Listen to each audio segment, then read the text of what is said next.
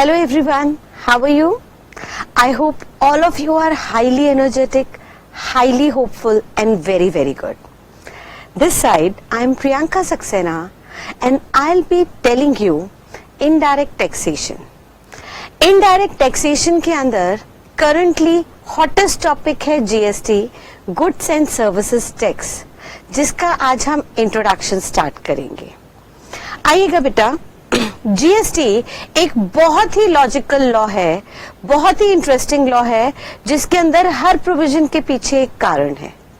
अगर हम उस कारण को, उस लॉजिक को अच्छे से समझ लें तो इस लॉ को हम बहुत आसानी से क्लियर कर लेंगे, इसके प्रोविजंस बहुत आसानी से याद कर लेंगे और इसको इंटरप्रेट या अप्लाई करने में हमें कभी भी कोई प्रॉब्लम नहीं आएगी.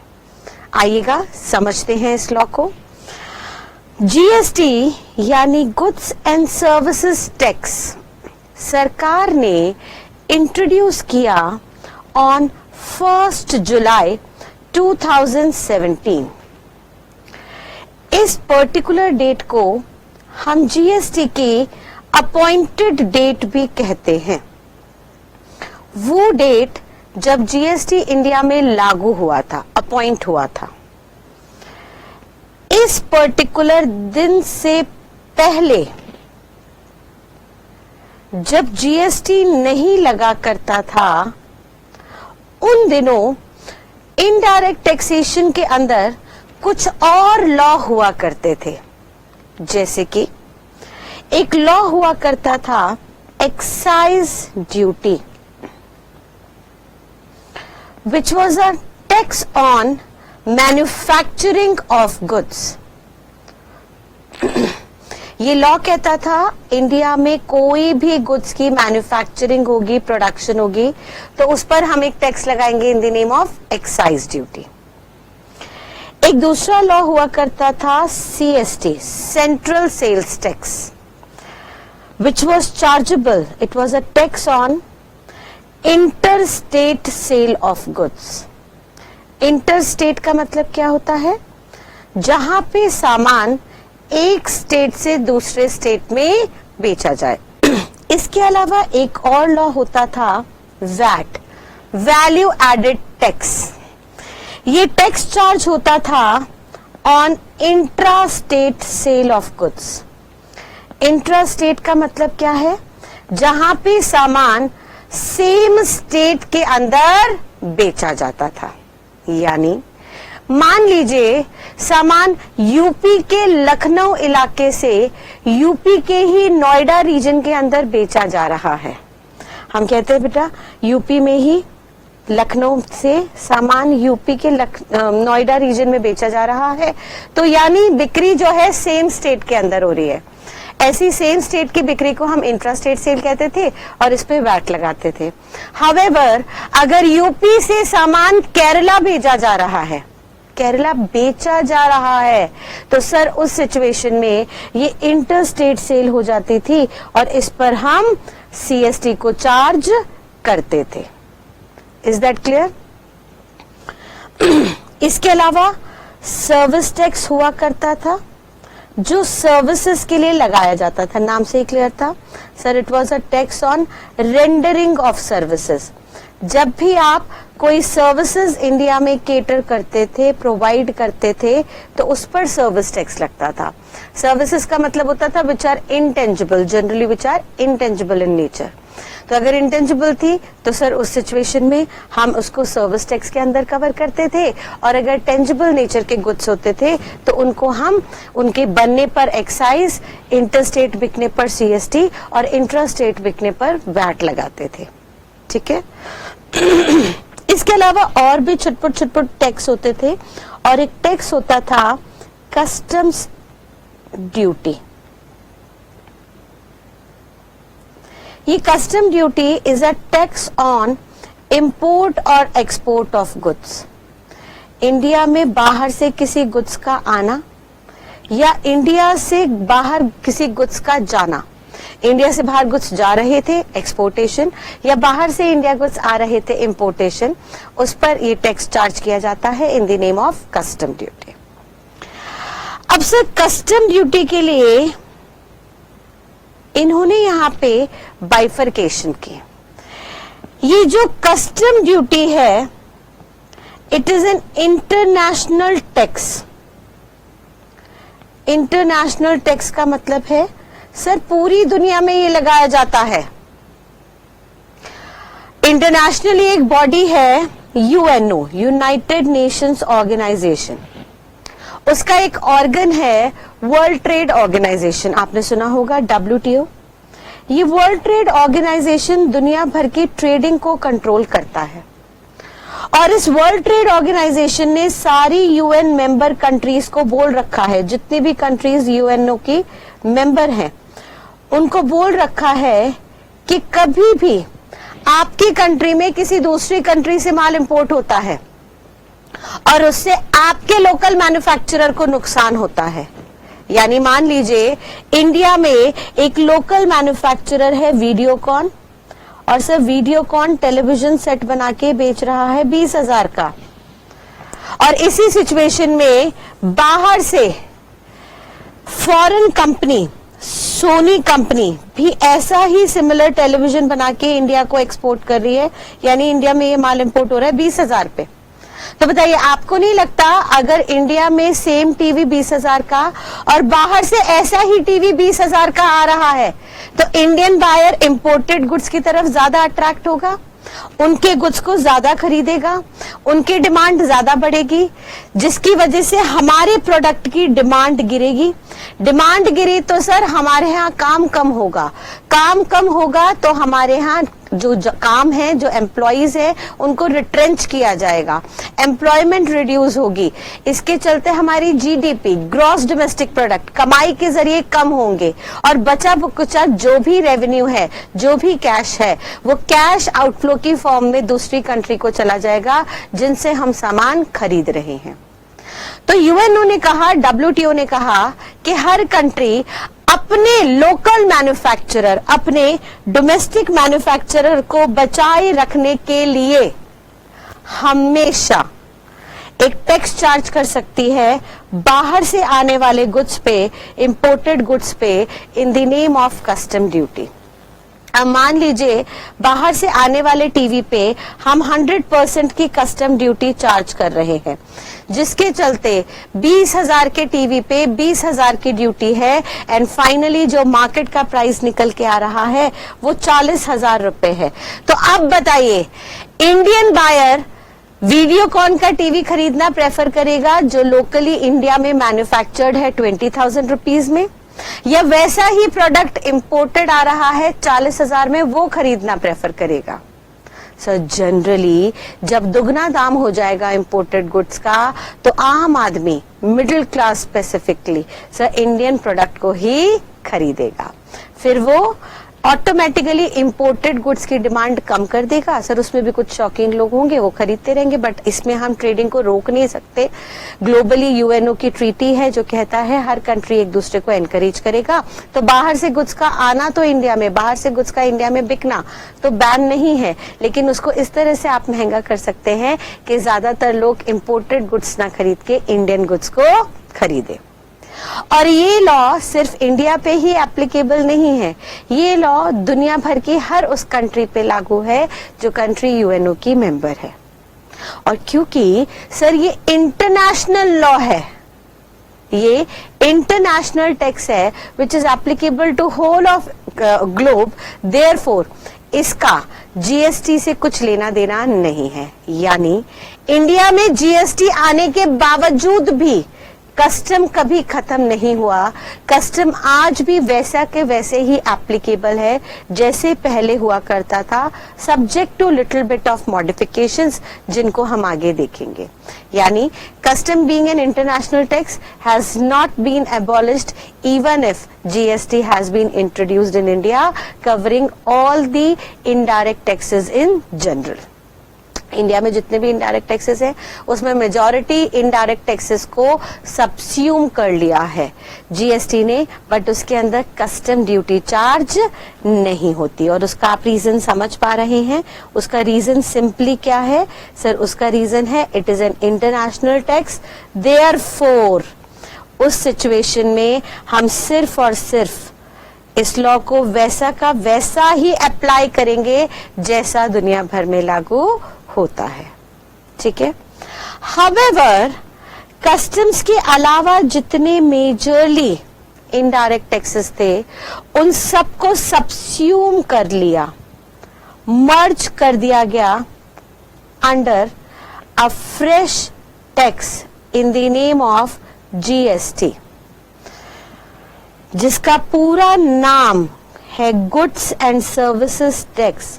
और इस नाम से ही बहुत हद तक क्लियर है कि सर चाहे आप गुड्स बनाओ, चाहे आप गुड्स बना के बेचो, चाहे वो बिक्री इंटरस्टेट में हो या वो बिक्री इंट्रास्टेट में हो, हमेशा एक ही टैक्स चार्ज किया जाएगा इन द नेम ऑफ जीएसटी।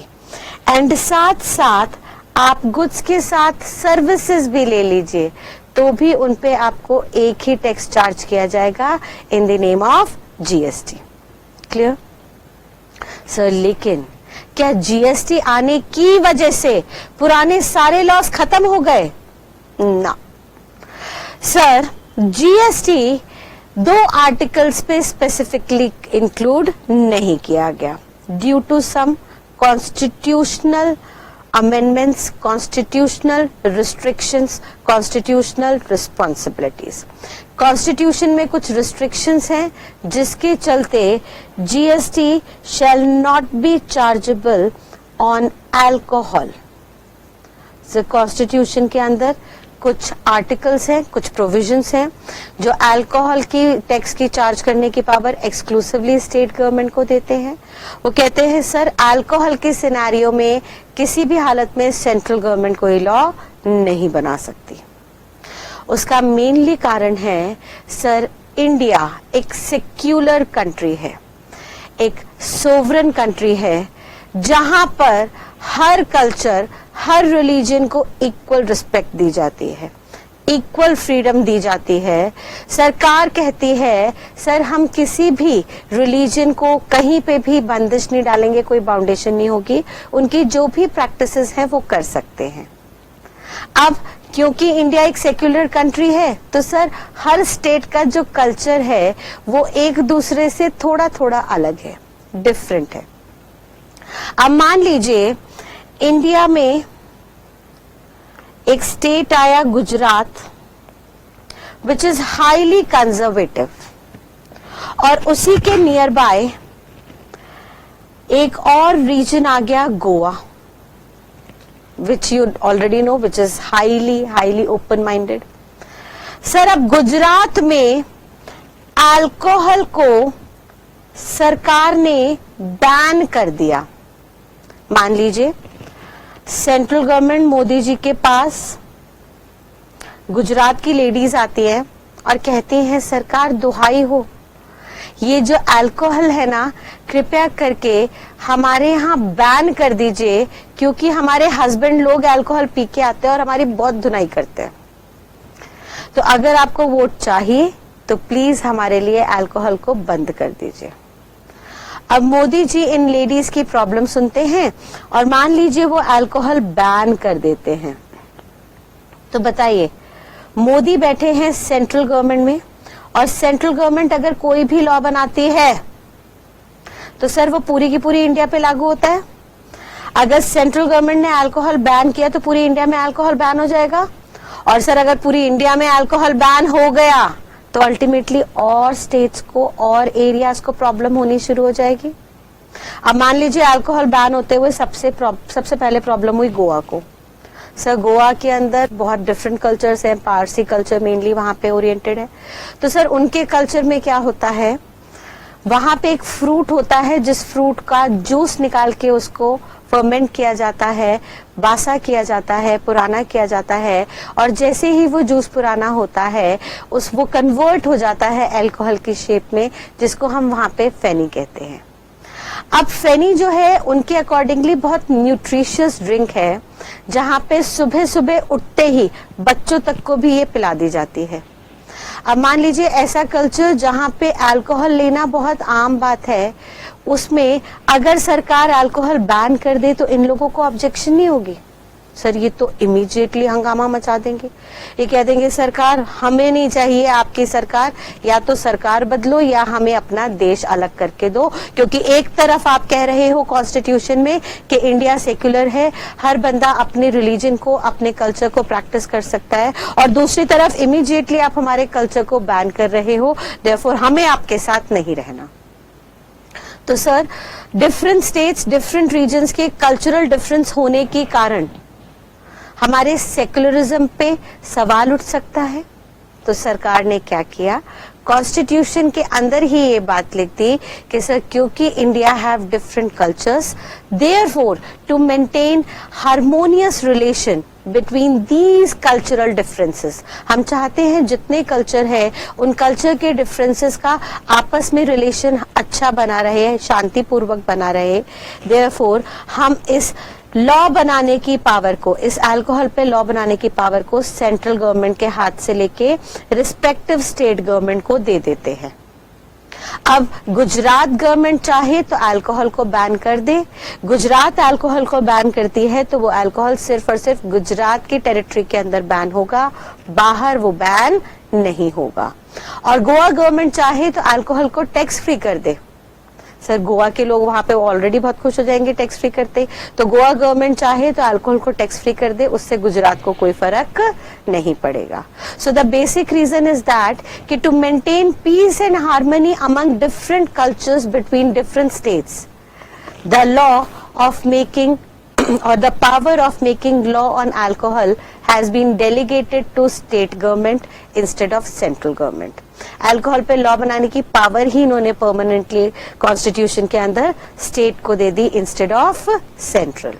और क्योंकि सेंट्रल के पास इसकी पावर नहीं है, देयरफॉर ये आइटम जीएसटी के अंदर कवर हो ही नहीं सकता। क्लियर है बेटा? आगे सर अल्कोहल के अलावा उन्होंने यहाँ पे कुछ और आइटम्स को भी कवर किया। उन्होंने कहा 5 टाइप्स ऑफ पेट्रोलियम प्रोडक्ट्स हैं। पेट्रोल की कुछ कैटेगरीज हैं, petrol, aviation, turbine fuels and so on. उसमें 5 टाइप के प्रोडक्ट्स हैं जिसके लिए उन्होंने कहा सर इनको भी हम जीएसटी के अंदर चार्ज नहीं करेंगे। और क्योंकि ये 2 आइटम्स जीएसटी के अंदर कवर नहीं हुए, देयरफॉर जीएसटी में इनको नाम दिया गया नॉन टैक्सेबल गुड्स, वो गुड्स जो जीएसटी के अंदर टैक्स नहीं होते। तो मैम अगर ये आइटम जीएसटी में नहीं है तो इसका मतलब क्या कोई इस पर टैक्स ही नहीं लगता? ना सर, ये आइटम जीएसटी में कवर नहीं है, लेकिन ये आइटम्स पे टैक्स तो जरूर लगेगा। और कौन सा टैक्स लगेगा? जो ऑलरेडी जीएसटी से पहले चलता आ रहा है।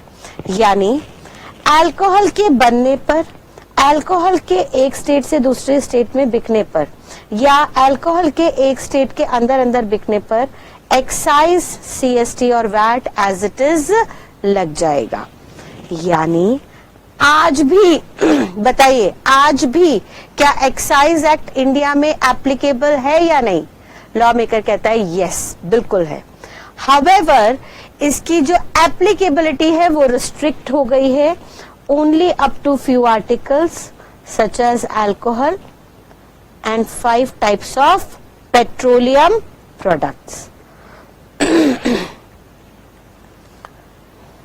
ठीक है सर, वो कह रहा है जो 5 तरीके के पेट्रोलियम प्रोडक्ट थे और अल्कोहल जिस पे जीएसटी लागू नहीं हुआ, उस पे आज भी पुराने लॉज एप्लीकेबल है एज इट इज, उसमें कोई फर्क नहीं पड़ा। और क्योंकि आज भी ये पुराने लॉज एप्लीकेबल है, यानी ये अभी तक इंडिया से एबॉलिश नहीं हुए हैं, ऑल्दो उनकी एप्लीकेबिलिटी लिमिटेड हो गई है अप टू फ्यू आर्टिकल्स। साथ साथ गवर्नमेंट ने कहा कि सर ये पुराने जितने भी आइटम्स हैं इनमें से हम एक आइटम और लेंगे, दैट इज टोबैको, तंबाकू। और तंबाकू पे भी पुराने सारे टैक्सेस चार्ज किए जाएंगे। यानी तंबाकू की आप मैन्युफैक्चरिंग करोगे तो आपको एक्साइज ड्यूटी देनी होगी, तंबाकू को आप इंटर स्टेट सेल में बेचोगे तो आपको सीएसटी देना होगा, तंबाकू को आप इंट्रा स्टेट में बेचोगे विद इन सेम स्टेट तो आपको उसके ऊपर वैट भी पे करना पड़ेगा। तो क्या मैम टोबैको यहां से एक्सक्लूड हो गया है? ना, टोबैको इकलौता ऐसा प्रोडक्ट है जो जीएसटी के अंदर भी कवर हो जाएगा। यानी सरकार ने कहा कि सर टोबैको पे तो हम पुराने सारे टैक्सेस भी लगाएंगे जो चले आ रहे हैं, एक्साइज, सीएसटी और वैट के, और साथ साथ इस पे हम जीएसटी को भी चार्ज करेंगे। मैम ऐसा क्यों? तो सुनिएगा सर, टोबैको एक ऐसा प्रोडक्ट है जिससे लाखों करोड़ों लोग हर साल मर रहे हैं। Sir highly injurious to health, बहुत जो भी ले रहा है उसको कैंसर की प्रॉब्लम आ रही है, अप टू अ पीरियड कुछ ना कुछ उनके साथ हेल्थ प्रॉब्लम्स, हेल्थ इश्यूज चल रहे हैं, लेकिन फिर भी सरकार इसको बैन नहीं कर पा रही। उसका कारण है सरकार का मैक्सिमम रेवेन्यू टोबैको और टोबैको रिलेटेड प्रोडक्ट से आता है। अगर सरकार टोबैको को बैन कर देगी तो उसका मेजॉरिटी रेवेन्यू आना बंद हो जाएगा, और सरकार के मुताबिक अगर उनका रेवेन्यू आना बंद हो जाएगा तो वो देश की तरक्की नहीं कर पाएंगे। फिर भले देश की तरक्की की बात हो या अपनी तरक्की की, सरकार ने ये कह दिया सर तंबाकू को हम कभी बैन नहीं करने वाले क्योंकि इससे हमें मैक्सिमम रेवेन्यू जनरेट होता है। हाँ, ऑल्दो तंबाकू से हेल्थ इश्यूज आते हैं तो हम आपको ऑटोमेटिकली कुछ उसके अंदर स्टैट्यूटरी वार्निंग लगा के देंगे, कुछ तस्वीरें देंगे, उसमें कुछ लॉज बना देंगे कि 18 साल से कम बच्चों को मत बेचिए, जब बेचिए तो उसके अंदर कुछ फोटोग्राफ्स ऐसी डेंजरस लगा दीजिए, नीचे स्टैट्यूटरी वार्निंग दे दीजिए कि देखिए अगर आप पिएंगे तो आपको ऐसी बीमारी हो सकती है, आपको डेथ मर सकते हैं आप जल्दी, and all those things. But फिर भी बताइए जो पीने वाला है, जो नशा करने वाला है, उसको क्या उस फोटोज से या स्टैट्यूटरी वार्निंग से कुछ लेना देना है? नहीं। अब सरकार कहती है sir tobacco maximum revenue generating product है इसलिए हम बैन नहीं कर रहे हैं, तो क्योंकि अगर हम रेवेन्यू के लिए टोबैको को बैन कर ही नहीं रहे तो क्यों ना टोबैको पे अच्छे से ही रेवेन्यू रिकवर कर लिया जाए। और अच्छे से रेवेन्यू रिकवर करने के लिए उन्होंने क्या कह दिया, भाई साहब जब टोबैको बनेगा तो एक्साइज ड्यूटी, बना हुआ टोबैको एक स्टेट से दूसरे स्टेट में जाएगा तो सीएसटी, फिर वो प्रोडक्ट वहीं पे सेम स्टेट के अंदर बिकेगा तो उस पर वैट भी देना, और इन सारी स्टेजेस पे एक्साइज, सीएसटी और वैट के साथ साथ आपको जीएसटी भी देना पड़ेगा। और इसको हम डबल टैक्सेशन नहीं मानेंगे क्योंकि ये सारे टैक्सेस अलग अलग एक्ट में चार्ज हो रहे हैं।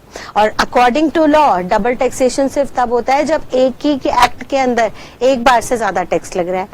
अगर आप अलग अलग एक्ट में एक ही आइटम पे डिफरेंट टैक्सेस लगा रहे हैं तो वो डबल टैक्सेशन नहीं है, फिर तो वो सारे टैक्सेस आपके सेलिंग प्राइस के अंदर जुड़ते जा रहे हैं। और सरकार कह रही है देखिए टोबैको पे इतने सारे टैक्सेस लगाने का पर्पस है, हम ज्यादा टैक्सेस लगाएंगे तो टोबैको का प्राइस महंगा होता जाएगा, और हमारे अकॉर्डिंगली जब भी किसी प्रोडक्ट का प्राइस बढ़ता है तो उसकी डिमांड घटती है।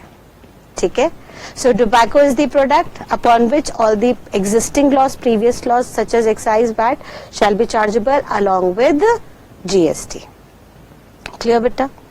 आगे मैम जीएसटी और किस पे लगता है? उन्होंने कहा सर ऑल गुड्स, जितने भी गुड्स है उन सब पे जीएसटी लगता है इंक्लूडिंग टोबैको।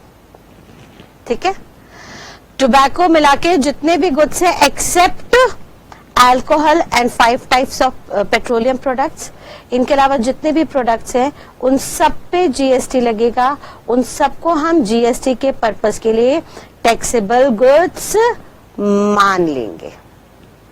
क्लियर है बेटा? आगे अब मैम जीएसटी और किस पे लगेगा? सो जीएसटी गुड्स पे तो लगेगा ही लगेगा, साथ साथ सर्विसेज पे भी लगाया जाएगा। मैम सर्विसेज में भी क्या कोई नॉन टैक्सेबल सर्विसेज है? नहीं, उन्होंने कहा सर जीएसटी सारी की सारी सर्विसेज पे लगाया जाएगा,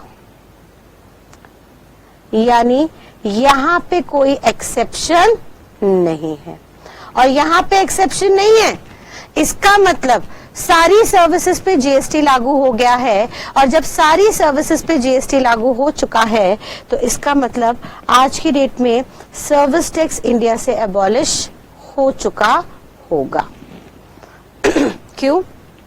क्योंकि सर सर्विसेज पे जीएसटी आने से पहले सर्विस टैक्स लगता था और जीएसटी आने के बाद उन्होंने कहा सब सर्विस पे जीएसटी चार्ज होगा। तो सर अब पुराना जो सर्विस टैक्स के लॉज हैं वो इंडिया से पूरे के पूरे तरह से एबॉलिश हो चुके हैं। अब सारी सर्विसेज पे सिर्फ और सिर्फ जीएसटी चार्ज हो रहा है। यानी सर 3 लॉज में यहाँ पे कोई बदलाव नहीं आया, रादर मैं कहूँ 4 लॉज में कोई बदलाव नहीं आया। पहला, कस्टम्स में कोई बदलाव नहीं आया क्योंकि ये इंटरनेशनल टैक्स था। दूसरा, एक्साइज, सीएसटी, वैट, इन 3 लॉज में कोई बदलाव नहीं आया। Subject to they shall be applicable to alcohol and petroleum products. यानी अगर इसी बात को मैं फटाफट से रिकैप करूं तो मैं आपको क्या बताना चाहती हूं कि सर जीएसटी आने के बाद, पोस्ट जीएसटी आने के बाद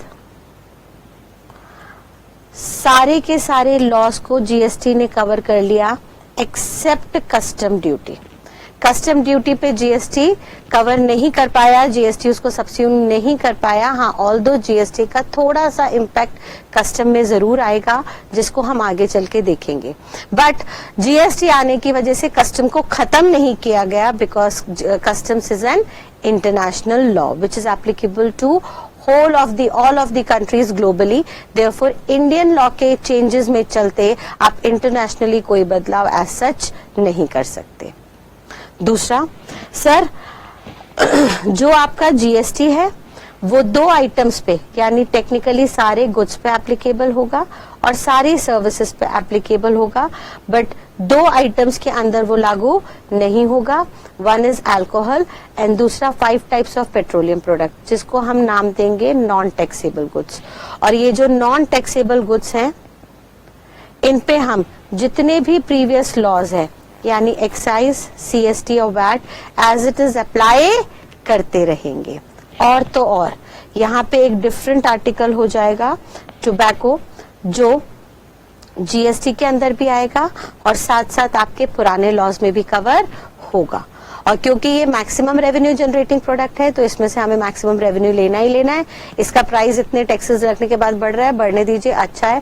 जितना इसका प्राइस बढ़ेगा उतना हमारा मानना है कंजम्पशन कम ही होगी, तो हमें कंजम्पशन कम कराने की कोशिश करनी है क्योंकि इंजूरियस आइटम है, बट पैरेलली हम उसका रेवेन्यू कम नहीं कर सकते बिकॉज मेजॉरिटी इनकम गवर्नमेंट की यहाँ से क्रिएट हो रही है। Is that clear? और जितने आइटम्स जीएसटी के अंदर कवर नहीं हो रहे उनको हम नॉन टैक्सेबल गुड्स कहेंगे। ऑल्दो सर्विसेज सारी की सारी जीएसटी के अंदर आ जाएंगी। देयरफॉर पुराना सर्विस टैक्स जो है वो इंडिया से एबॉलिश हो चुका है। क्लियर बेटा यहां तक की बात?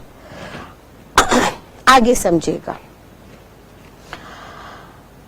अब आपने बहुत टाइम से सुना होगा कि central government and state government दोनों को कहा गया, दोनों की आपस में डिस्कशन हुई कि भाई साहब तुम जितने भी टैक्सेस कमाते हो और हम जितने भी टैक्सेस कमा रहे हैं सबको इकट्ठा मिला के एक टैक्स बना देते हैं जीएसटी के नाम से। बट आपने सुना होगा कि ये बहुत सालों से पाइपलाइन के अंदर चला आ रहा था, काफी सालों से डिस्कशन चल रही थी जीएसटी को लागू करने की, बट हर बार कुछ ना कुछ डिस्प्यूट्स आ जाते थे, कुछ ना कुछ दिक्कतें आ जाती थी जिनके चलते ये लॉ अप्लाई नहीं हो पाया। अब दिक्कतें क्या थी उनका थोड़ा सा बेसिक रीजन समझने की कोशिश करते हैं। Sir central government taxes charge करती है जैसे एक्साइज ड्यूटी, सर्विस टैक्स, इनकी जितनी भी कलेक्शन थी वो जाती थी सेंट्रल के पास। हावेवर स्टेट के पास कलेक्शन आती थी सीएसटी वैट की, central sales tax, value added tax की कलेक्शन स्टेट के पास आती थी। अब सेंट्रल और स्टेट आपस में बैठे और सेंट्रल ने स्टेट को कहा कि भाई साहब हम जितना कमा रहे हैं और तुम जितना कमा रहे हो दोनों को एक डिब्बे में इकट्ठा करते हैं और उन सबको नाम दे देते हैं जीएसटी का, और फिर ये जो जीएसटी की कलेक्शन आएगी उसको हम दोनों बांट लेते हैं। अब स्टेट ने पूछा सेंट्रल से कि भाई साहब कितना कितना बांटेंगे, तो रेशियो में डिस्प्यूट चलता रहा। इनिशियली सेंट्रल ने बोला देखिए सर हम तो सेंट्रल है, हमें तो पूरी कंट्री का ध्यान रखना है इंक्लूडिंग योर स्टेट ऑल्सो, तो सर हमें तो थोड़ा ज्यादा रेवेन्यू दे दीजिएगा 70% का, और जो 30% होगा वो आप ले लीजिएगा। स्टेट ने कहा सर ऐसे कैसे, आप 2 टैक्सेस छोड़ रहे हो, हम भी तो 2 टैक्सेस छोड़ रहे हैं, हम क्यों 30% ले, हम आपसे कम क्यों ले, हमें तो बराबर बराबर चाहिए। सेंट्रल इस बात पे राजी नहीं हुई और ये डिस्प्यूट काफी सालों तक पेंडिंग रहा, जिसके चलते जीएसटी जो पाइपलाइन में थी वो अप्लाई नहीं हो पाई। लेकिन जब मोदी सरकार आई तो मोदी जी ने अपने फाइनेंस मिनिस्टर अरुण जेटली को कह दिया कि भाई साहब कुछ भी हो जाए आपको जीएसटी लागू करना ही करना है। अब अगर जीएसटी लागू करने के लिए स्टेट गवर्नमेंट की अप्रूवल की जरूरत है तो आप सर स्टेट गवर्नमेंट का अप्रूवल लीजिए और स्टेट गवर्नमेंट जिस बात पे राजी हो उस बात पे आप रजामंदी दे दीजिए। यानी मोदी सरकार ने कहा फाइनेंस मिनिस्टर को कि भाई साहब अब चाहे कुछ हो जाए आपको इंडिया में जीएसटी लागू करना ही पड़ेगा। और इसके चलते Arun Jaitley the finance minister under this power proposed equal share with the central and state। उन्होंने कहा भाई साहब अब जितना भी जीएसटी का रेवेन्यू आएगा आज से हम फिक्स करते हैं दोनों आधा आधा मिल बांट के खाएंगे। 100 रुपए का आएगा जीएसटी, 50 तेरा 50 मेरा। 18 रुपए का आएगा जीएसटी, 9 रुपए तेरा 9 रुपए मेरा। इसमें अब कोई भी दो राय नहीं होगी कि किसी भी केस में किसी भी सिचुएशन में जीएसटी का शेयर किसी भी सरकार के पास थोड़ा सा भी ज्यादा नहीं जाएगा। हर सिनेरियो में ये जीएसटी 50-50% बंटता जाएगा। यानी जीएसटी का आज से फर्स्ट थंब रूल निकल के आया कि any type of GST shall be equally shared between central and state government. और जब सेंट्रल 50-50 के लिए राजी हो गई तो सारी की सारी स्टेट गवर्नमेंट ने अपनी रजामंदी दे दी। वहां पे ऑर्डिनेंस पार्लियामेंट के अंदर पास हुए और जीएसटी को लागू करने की बात चल पड़ी। लेकिन स्टेट को अभी भी थोड़ा सा डर था। स्टेट गवर्नमेंट ने सेंट्रल को कहा सर हम 50-50 के लिए मान तो गए हैं, लेकिन क्या हो अगर 50% मिलने के बाद भी मेरा रेवेन्यू कम हो जाए। सर हो सकता है मेरे सेंट्रल सेल्स टैक्स और वैल्यू एडेड टैक्स से रेवेन्यू ज्यादा आता था और आपके एक्साइज और सर्विस टैक्स से कम आता था, तो मिल बांट के खाने के चक्कर में मेरी कमाई कम हो जाए। सर यानी समझिएगा वो क्या कहना चाह रहा है। वो कह रहा है सर अगर हम मान ले कि जीएसटी लगने से पहले हमारा स्टेट गवर्नमेंट का रेवेन्यू था 28,000 करोड़ का और जीएसटी लगने के बाद पोस्ट जीएसटी हमारा रेवेन्यू रह गया 23,000 करोड़ का, तो सर ये जो डिफरेंस है 5,000 करोड़ का हम इसकी भरपाई कहां से करेंगे। आप तो हमें खड़े खड़े झटका दे दोगे, हमारे तो सर फिक्स्ड खर्चे हैं। अगर हमारा रेवेन्यू कम हो गया तो हम कहां से लेके आएंगे, क्योंकि एक बार हमने रजामंदी दे दी और आपने पूरी इंडिया में जीएसटी लागू कर दिया, तो अब ये जीएसटी वापस हटने वाला नहीं है। और आप तो हमारी रजामंदी लेके इसको 100% लागू कर दोगे, बट हमारा रेवेन्यू कम हो गया तो हम किसके पास जाएंगे। तो भाई साहब स्टेट गवर्नमेंट का जो डाउट था, जो उनकी परेशानी थी, वो जायज थी। ये परेशानी लेके जेटली साहब पहुंचे मोदी जी के पास और कहते हैं सर अब क्या करें, ये दिक्कत आ गई है। तो मोदी ने फिर से कहा जेटली को भाई साहब कुछ भी हो जाए जीएसटी तो आपको लागू करना ही पड़ेगा। फिर इसके लिए आपको जो संभव पॉसिबिलिटीज दिखे उनको आप लागू कर दीजिए, जिससे स्टेट गवर्नमेंट शांत हो जाए, स्टेट गवर्नमेंट सेटिस्फाई हो जाए। हमें मेन पर्पस है जीएसटी को लागू करना। जेटली साहब ने बहुत कैलकुलेशन की, बहुत दिमाग लगाया और कहा स्टेट गवर्नमेंट को कि सर कभी भी अगर आपको ऐसा डेफिसिट दिखे, आपको दिखे कि जीएसटी आने के बाद आपका रेवेन्यू कम हो गया है, तो सर हम उस पैसे की आपको भरपाई कर देंगे, हम वो डेफिसिट आपको कंपनसेट करके देंगे। ये हम लिखत में कह रहे हैं। स्टेट गवर्नमेंट ने कहा कहां से दोगे, अपने 50% से दोगे क्या हमें?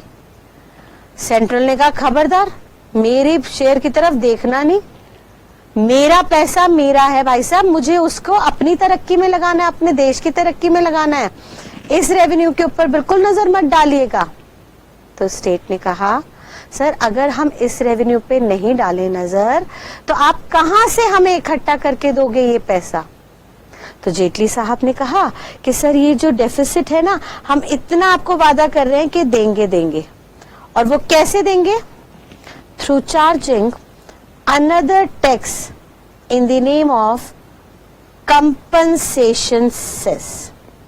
उन्होंने कहा सर हम एक टैक्स और इंट्रोड्यूस कर देंगे in the name of compensation cess. Compensation cess लोगों से रिकवर करेंगे और उससे आपको पैसा इकट्ठा करके आपके डेफिसिट की भरपाई करेंगे। स्टेट ने कहा सर एक तरफ आप कह रहे हो वन नेशन वन टैक्स, सारे इनडायरेक्ट टैक्सेस खत्म करके जीएसटी लाओ, और दूसरी तरफ जीएसटी को लागू करने के लिए आप दो टैक्सेस बनाते जा रहे हो। तो जेटली ने कहा शांत रहिए, ये जो सेस है ना हम हर किसी से नहीं लेंगे, हम ये सेस सिर्फ और सिर्फ चार्ज करेंगे ऑन लग्जूरियस गुड्स। यानी पहली बात तो ये सेस किसी भी सर्विस पे नहीं लगेगा। दूसरी बात, ये सेस सिर्फ और सिर्फ उन गुड्स पे लगेगा जिनका लग्जूरियस नेचर है, लाइक डायमंड्स। अब सर डायमंड्स कौन खरीदेगा? जिसकी परचेजिंग पावर ज्यादा है। एसयूवी बड़ी बड़ी गाड़ियां, ऑडी खरीद रहे हैं सर 40 लाख की, 1 करोड़ की मर्सिडीज खरीद रहे हैं। तो कोई बंदा अगर 1 करोड़ की मर्सिडीज खरीद सकता है तो उससे अगर हम 28% जीएसटी ले तो क्या बहुत ज्यादा उस पर कोई फर्क पड़ने वाला है? नहीं सर, उसकी परचेजिंग कैपेसिटी बहुत ज्यादा है।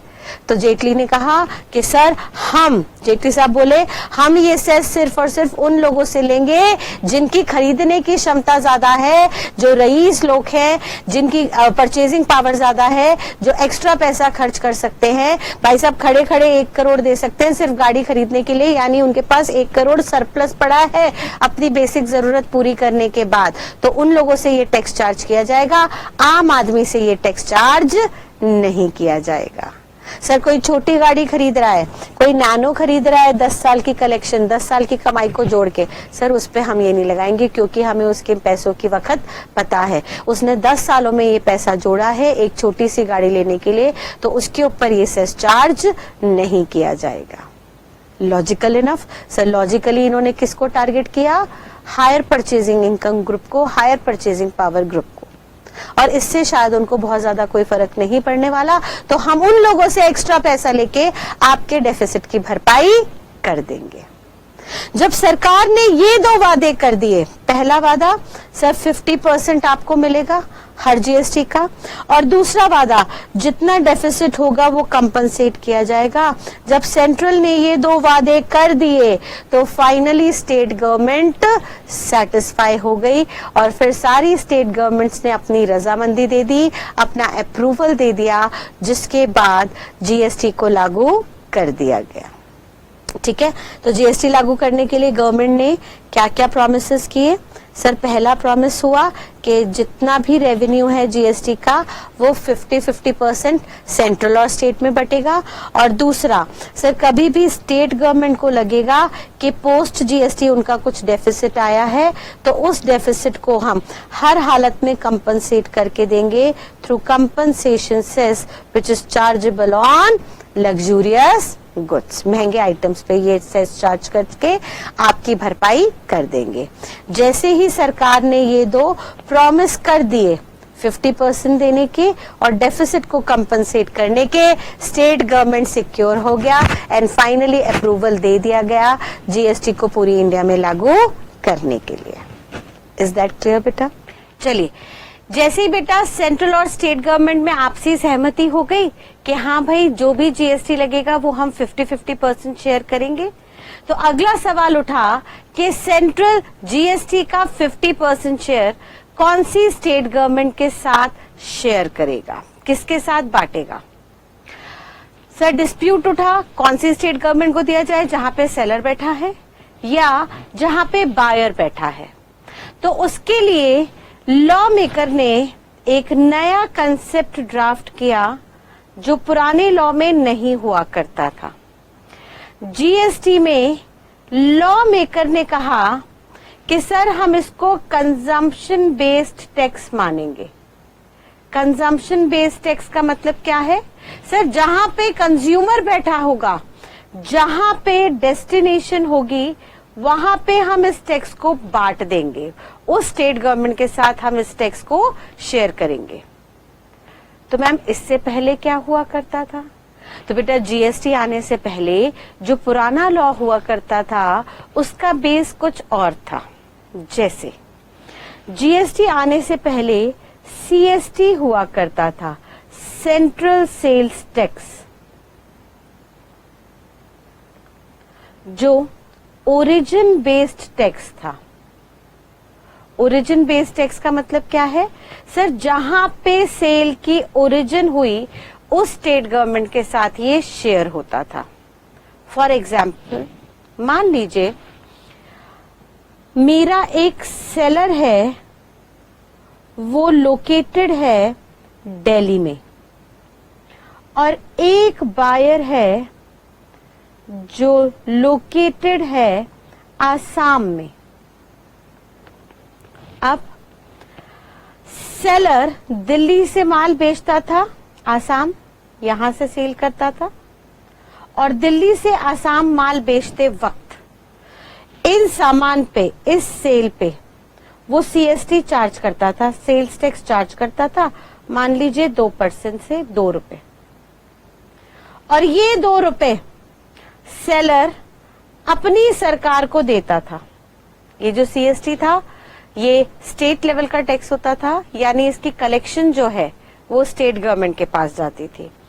तो सेलर जो दिल्ली में रजिस्टर्ड है वो दिल्ली गवर्नमेंट को ये टैक्स पे कर देता था, सेल्स टैक्स पे कर देता था, जिसका बर्डन शिफ्ट होता था बायर पे located in Assam. However GST में लॉ मेकर ने कहा कि सर अगर सेलर दिल्ली का है और बायर आसाम का है, कट कर दिए, नीचे कुछ आवाज हुई थी ना,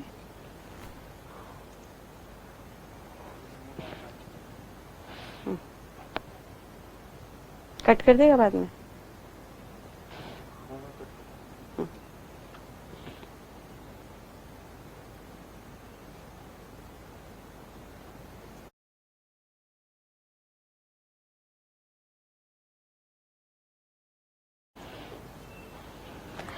हाउएवर बेटा जीएसटी में लॉ मेकर ने कहा कि सेलर जो दिल्ली का है, अगर वो आसाम के बायर को माल बेच रहा है तो सर दिल्ली गवर्नमेंट को टैक्स जाना थोड़ा गलत हो जाएगा। सर ये जो जीएसटी है ये है तो इनडायरेक्ट टैक्स, यानी भले ही इसको पे करेगी सेलर, ओरिजिन पे किया जाएगा, लेकिन इसका बर्डन किस पे शिफ्ट होगा? सर इसका बर्डन फाइनल कंज्यूमर पे शिफ्ट होगा। इनडायरेक्ट टैक्स का मतलब ही क्या होता है? वो टैक्स जो गवर्नमेंट तक जा रहा है एक पर्सन द्वारा, लेकिन जिसका बर्डन, जिसकी जिम्मेवारी शिफ्ट हो रही है कंज्यूमर पे। यानी सेलर जो गवर्नमेंट को टैक्स पे करेगा वो टैक्स किससे रिकवर कर लेगा? सर ऑब्वियस सी बात है वो बायर से टैक्स रिकवर करेगा। तो अल्टीमेटली इस टैक्स का बर्डन किस पे गया? सर बायर पे गया। क्योंकि इस इनडायरेक्ट टैक्स का बर्डन बायर पे शिफ्ट हो रहा है तो लॉ मेकर ने कहा सर जहां पे बायर लोकेटेड है उसकी सरकार को ये हिस्सा मिलना चाहिए, ना कि सेलर की गवर्नमेंट को। यानी बायर कहाँ का है? आसाम का। तो सर आसाम गवर्नमेंट को ये हिस्सा मिलना चाहिए। Assam government shall be eligible to receive 50% of GST paid. बड़ी सिंपल सी बात है, जब कंज्यूमर पे बर्डन शिफ्ट हो रहा है तो कंज्यूमर ने जो टैक्स दिया उसका पैसे का अधिकार उसकी स्टेट गवर्नमेंट को है, क्योंकि उस स्टेट गवर्नमेंट की वजह से कंज्यूमर इस काबिल हुआ, उसको अपॉर्चुनिटी मिली कि वो पैसा खर्च कर सके। फिर ऑब्वियसली उसने काम किया होगा, वहां पे एम्प्लॉयमेंट अपॉर्चुनिटी क्रिएट की होगी, जिसके चलते उसने ये रेवेन्यू क्रिएट किया जिसमें से वो पैसा खर्च कर रहा है, इंक्लूडिंग टैक्स। देयरफॉर इसके टैक्स का हिस्सा हम उसकी स्टेट गवर्नमेंट को पे करेंगे। यानी पुराने लॉ में क्या हो रहा था सर, पुराने लॉ में हम दिल्ली गवर्नमेंट को टैक्स दे रहे थे, यानी जहां पे ओरिजिन था सेल का, जहां से सेलर बैठा हुआ था, वहां पे हम टैक्स की भरपाई करते थे, उस स्टेट गवर्नमेंट को पैसा दिया जाता था। हावेवर जीएसटी में कहा कि सर बायर जहां पे बैठा है उसकी स्टेट गवर्नमेंट को ये पैसा मिलना चाहिए, यानी ये कंजम्पशन बेस्ड टैक्स रहेगा, जहां पे कंज्यूमर बैठा हुआ है उस सरकार को हमें इसका बेनिफिट, उसका हिस्सा देना चाहिए।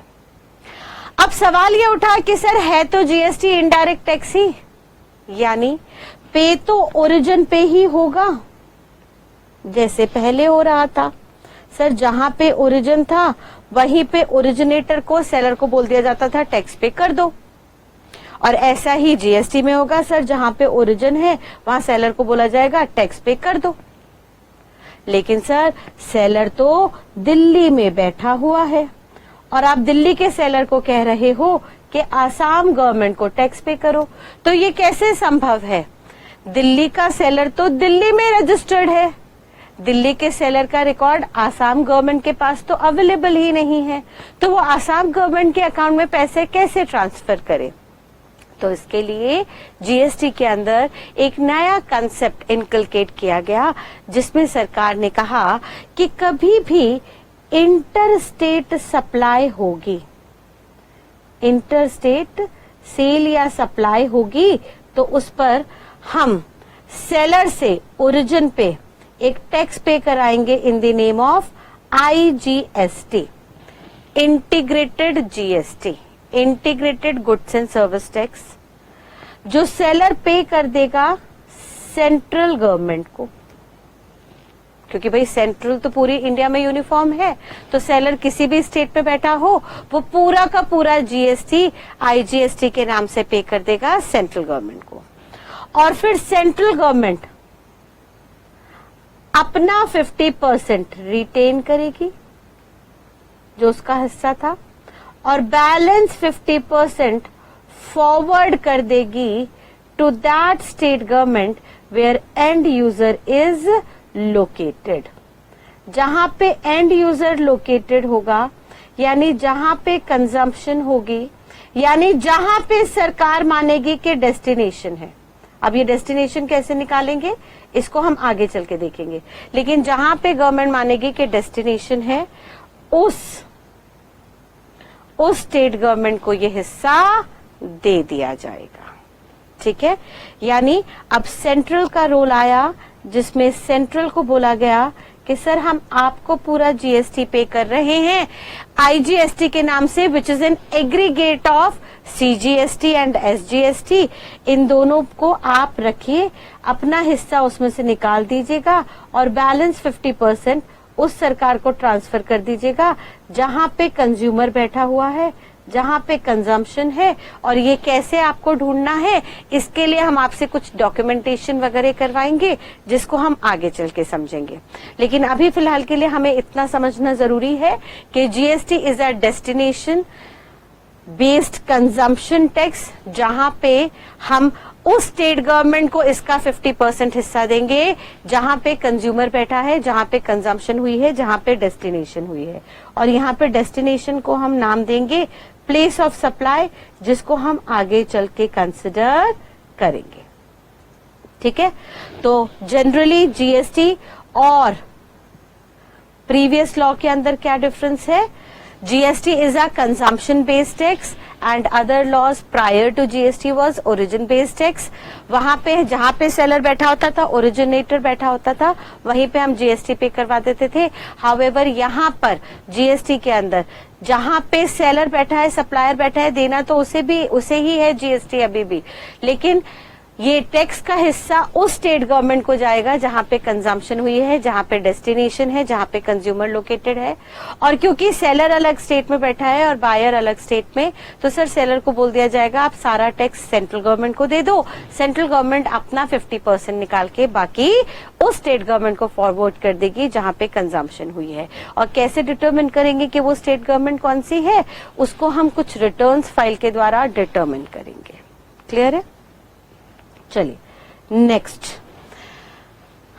अब जीएसटी के अंदर कुछ टर्मिनोलॉजीज चेंज हुई, कुछ टर्म्स जो थी वो चेंज हुई।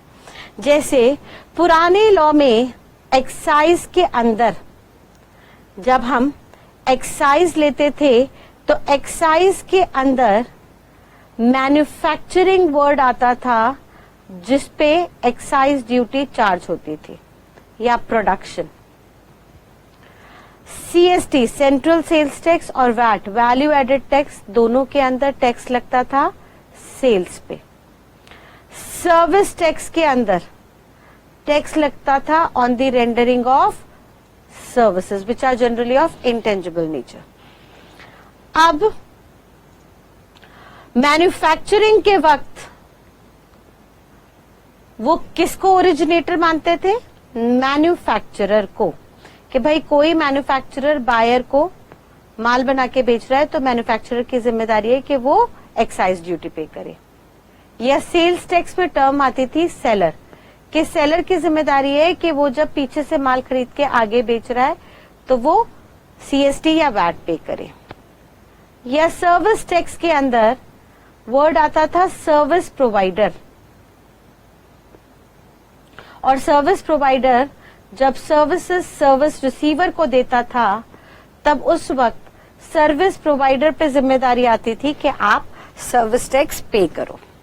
ठीक है, लेकिन भाई साहब ये एक्साइज और सीएसटी वैट तो गुड्स पे लग रहे थे और सर्विस टैक्स सर्विस पे लग रहा था, बट जीएसटी के अंदर तो गुड्स और सर्विसेज दोनों ले लिए गए। सर जब एक ही एक्ट के अंदर सारे आइटम्स आ गए तो हमें वर्ड ऑफ एक्शन भी कॉमन लेना जरूरी था, नहीं तो हर किसी को बहुत कंफ्यूजन हो जाती है इस लॉ को पढ़ते वक्त। तो उन्होंने क्या किया, उन्होंने कहा सर ये जो पहले वर्ड ऑफ एक्शंस थे यानी वर्ब्स थे कि मैन्युफैक्चरिंग पे एक्साइज लगेगी, सेल पे सीएसटी वैट, या सर्विस प्रोवाइड होने पे सर्विस रेंडर होने पे सर्विस टैक्स लगेगा, इन सारी टर्म्स को रिप्लेस कर देते हैं with another term known as supply. यानी उन्होंने सारी प्रीवियस टर्म्स जो पुराने लॉ में टैक्सेबल इवेंट हुआ करती थी उन सबको रिप्लेस कर दिया with a new term known as supply. और उन्होंने कहा कि सर अब चाहे आप गुड्स मैन्युफैक्चर करके बेचो, या आप गुड्स पीछे से खरीद के बेचो, या आप सर्विसेज रेंडर करो, प्रोवाइड करो, हम सबके लिए एक ही नाम यूज करेंगे, सप्लाई। वो चाहे सप्लाई गुड्स का हो या सर्विसेज का, सबके लिए एक ही टर्मिनोलॉजी यूज की जाएगी, सप्लाई। यानी सप्लाई जो है हमारा वर्ब है, हमारा वर्ड ऑफ एक्शन है, and it shall be treated as taxable event for GST. Taxable event का मतलब क्या है? ये वो घटना है जिसके घटने पर जीएसटी शैल बिकम चार्जेबल, लेविड हो जाएगा, चार्जेबिलिटी आ जाएगी। एंड ऑब्वियसली जब सारी टर्म्स को उन्होंने रिड्यूस करके, उन्होंने शॉर्ट डाउन करके सप्लाई में कन्वर्ट किया, तो ऑब्वियस सी बात थी यहाँ पे जो असेसीज थे जिनसे टैक्स लिया जा रहा था उनके नाम को भी रिप्लेस कर दिया गया। उन्होंने कहा सर कोई मैन्युफैक्चरर हो जो गुड्स बना के बेच रहा है, कोई सेलर हो जो गुड्स खरीद के बेच रहा है, या कोई सर्विस प्रोवाइडर हो जो सर्विसेज दे रहा है, इन सब को आज से हम नाम देंगे सप्लायर, जो सप्लाई कर रहा है। और जिसको भी दे रहे हैं, बायर को, सर्विस रिसीवर को, यानी सिंपल सी बात कंज्यूमर को, उन सबको हम नाम देंगे रिसिपिएंट। क्या नाम देंगे? रिसिपिएंट। तो सर जो लोग भी असेसी हैं, यानी जो भी ओरिजिन पे बैठे हुए हैं, वो सप्लायर हो गए। जिनको सप्लाई दी जा रही है उनको हमने नाम दे दिया रिसिपिएंट। अब से सप्लायर को मैं बुलाऊंगी शॉर्ट में एस और रिसिपिएंट को मैं शॉर्ट में बेटा बुलाऊंगी आर। ठीक है, आज से ध्यान रखिएगा रिसिपिएंट कौन। हम एक छोटा सा थंब रूल बना रहे हैं। सर रिसिपिएंट वो जो पे करता है, हर वो बंदा जो सप्लायर को पे कर रहा है वो हमारे लिए रिसिपिएंट होगा। किसको पे करता है? जो पे करता है to supplier for supply. Goods या सर्विसेज मिलने पर जो भी पेमेंट सप्लायर को जा रही है, वो पेमेंट जिस बंदे के द्वारा जा रही है वो हमारे लिए रिसिपिएंट होगा, और वो बंदा जिसने गुड्स या सर्विसेज सप्लाई की वो हमारे लिए सप्लायर होगा। यानी जीएसटी के अंदर हम 3 नई टर्म्स लेके आए। पहली टर्म टैक्सेबल इवेंट क्या होगा? Supply. It can be of goods as well as services. कौन देगा सप्लाई? सप्लायर। किसको दी जाएगी? रिसिपिएंट को। फिर वो चाहे गुड्स हो या सर्विसेज, उससे हमें कुछ लेना देना नहीं है। यानी आप मैन्युफैक्चरिंग करो, सेल करो, सर्विस प्रोवाइड करो, आप मैन्युफैक्चरर हो, सेलर हो, सर्विस प्रोवाइडर हो, जीएसटी के अंदर आपको असेसीज को बुलाया जाएगा सप्लायर के नाम से, और वर्ड ऑफ एक्शन को हम नाम देंगे सप्लाई का। ठीक है बेटा, यहां तक की बात एकदम क्लियर। पहले एक बार यहां तक की बात को समझिएगा। हमने क्या पढ़ा?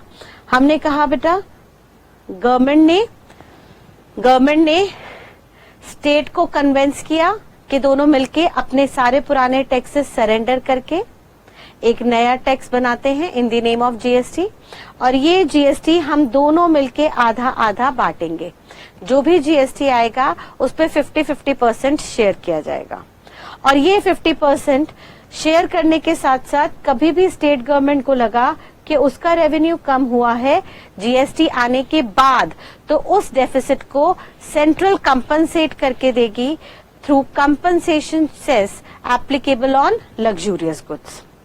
दूसरा सवाल, सेंट्रल और स्टेट दोनों 50-50% शेयर करेंगे, तो ये 50-50% शेयर किस बेस पे होगा? उन्होंने कहा सर ये 50% शेयर होगा on the basis of consumption. यानी अनलाइक प्रीवियस लॉज में ये टैक्स जाता था सेलर गवर्नमेंट को जहां पे सेलर बैठा होता था, बट अब जीएसटी के अंदर उन्होंने कह दिया सर ये भले ही जनरली सेलर पे करेगा, ओरिजिन पे टैक्स पे होगा क्योंकि इनडायरेक्ट टैक्स है। जनरली कुछ केसेस में हम देखेंगे रिसिपिएंट भी लायबल होगा, जिसको हम रिवर्स चार्ज कहेंगे, but that will see later. अभी हम कह रहे हैं जनरली सर ये टैक्स पे करेगा ओरिजिन पे सप्लायर यानी सेलर। और ये पे कैसे करेगा? सर उन्होंने कहा अगर कोई इंट्रास्टेट सप्लाई होगी तो ये पे कर देगा GST in the name of IGST to central government. Central government उसका 50% रिटेन करेगी और बाकी फॉरवर्ड कर देगी उस स्टेट गवर्नमेंट को जहां पे कंजम्पशन है, डेस्टिनेशन है, जिसको हम प्लेस ऑफ सप्लाई कहते हैं। इसको भी हम आगे निकालना सीखेंगे। अब हमने ये देखा सप्लाई हमारा टैक्सेबल इवेंट है जिसपे सप्लायर को जनरली जीएसटी पे करना होगा। हाउएवर हम कुछ आगे चल के केसेस देखेंगे जहां पे सप्लायर के बजाय रिसिपिएंट को जीएसटी देना होगा, जिसको हम रिवर्स चार्ज मैकेनिज्म कहेंगे, RCM, but that will see later. अभी हम एक रफ आइडिया लेते हैं कि जनरली मेजॉरिटी केसेस में सप्लायर को जहां पे सप्लाई का ओरिजिन हुआ है वहीं पे गवर्नमेंट को टैक्स पे करना पड़ता है।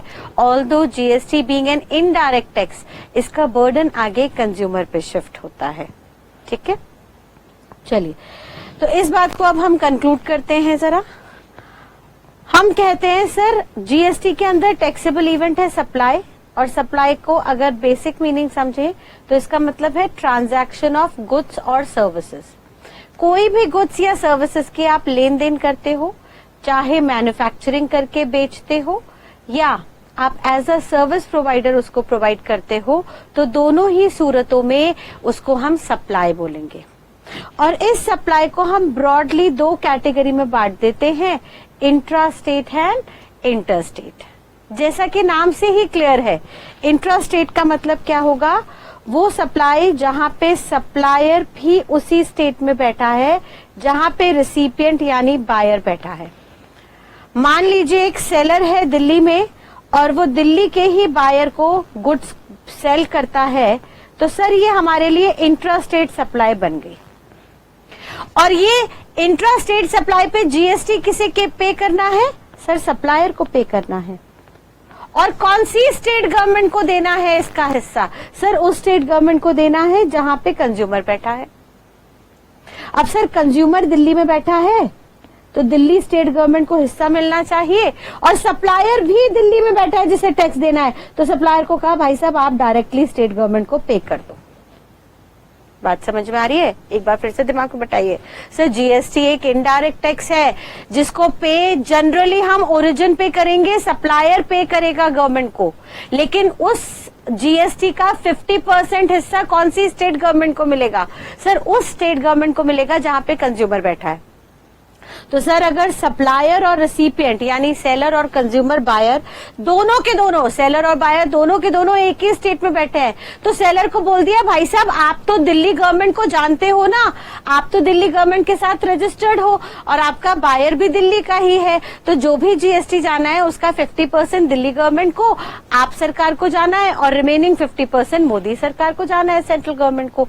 तो सर अब आपकी जिम्मेदारी है कि आप दोनों जीएसटी साथ साथ पे कर दो, उनको आधा आधा बांट के। यानी सप्लायर को कहा आप ही जितना जीएसटी बनता है, 100 रुपए का प्रोडक्ट था उस पर जनरली 18% के हिसाब से 18 रुपए का जीएसटी था, इस 18 का 50% सेंट्रल गवर्नमेंट को दे दो, मोदी सरकार को दे दो सीजीएसटी के नाम से, और रिमेनिंग 50% स्टेट गवर्नमेंट को। यहाँ पे कौन सी स्टेट गवर्नमेंट आ जाएगी, दिल्ली गवर्नमेंट, जहां पे कंज्यूमर लोकेटेड है। कंज्यूमर लोकेटेड है उस गवर्नमेंट को मिलना चाहिए था, क्योंकि GST is a consumption based tax, और सप्लायर भी इस बार यहीं पे लोकेटेड है, यानी वो दिल्ली गवर्नमेंट के साथ ही रजिस्टर्ड है, तो उसको कहा आप दिल्ली गवर्नमेंट को, दिल्ली स्टेट गवर्नमेंट को डायरेक्टली 50% जीएसटी पे कर दो। सिंपल सी बात। लेकिन अगर सप्लाई इंटर स्टेट है, इंटर स्टेट का मतलब क्या है, सर जहां पे सप्लायर बैठा है एक स्टेट में और रिसिपिएंट यानी बायर बैठा है किसी दूसरे स्टेट में, तो सर जनरली जीएसटी पे कौन करता है, वो बंदा जो गवर्नमेंट को टैक्स पे करता है उसको हम कहते हैं असेसी। तो जनरली असेसी कौन होगा, सप्लायर, पे तो सप्लायर को करना है। लेकिन उस जीएसटी का 50% शेयर कौन सी स्टेट गवर्नमेंट को जाएगा, जहां पे कंज्यूमर बैठा है।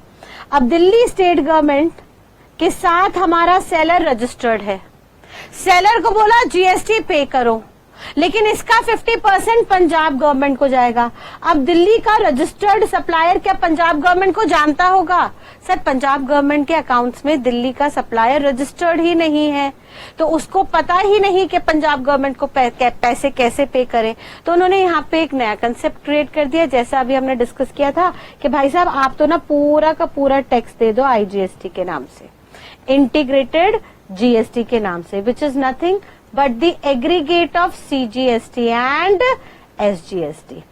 इंटीग्रेटेड जीएसटी के अंदर सेंट्रल गवर्नमेंट और स्टेट गवर्नमेंट दोनों का हिस्सा होगा 50-50%, लेकिन क्योंकि बायर, कंज्यूमर, डेस्टिनेशन कोई दूसरा स्टेट है और सप्लायर को जीएसटी पे करना है being an assessee at origin, तो सप्लायर को बोला आप पूरा का पूरा जीएसटी सेंट्रल को पे कर दो। आपने पूरा का पूरा GST in the name of IGST central government को पे कर दिया। अब सेंट्रल गवर्नमेंट की रिस्पॉन्सिबिलिटी होगी कि वो अपना 50% रिटेन करके बैलेंस जो 50% है उस स्टेट गवर्नमेंट को दे दे जहां पे एंड यूजर लोकेटेड है, यानी जहां की डेस्टिनेशन है। सिंपल सी बात, ठीक है। सो एक बार यहां तक की बात क्विकली रिकैप कीजिए। हमने कहा जीएसटी गुड्स और सर्विसेज दोनों पे लगता है। पुराने लॉ में गुड्स के लिए टैक्सेबल इवेंट मैन्युफैक्चरिंग या सेल होता था और सर्विसेज के लिए सर्विस प्रोवाइडेंस, लेकिन जीएसटी के अंदर क्योंकि दोनों टर्म्स आ गए तो सब टैक्सेबल इवेंट को एक कॉमन नाम दे दिया गया, ट्रांजैक्शन का सप्लाई।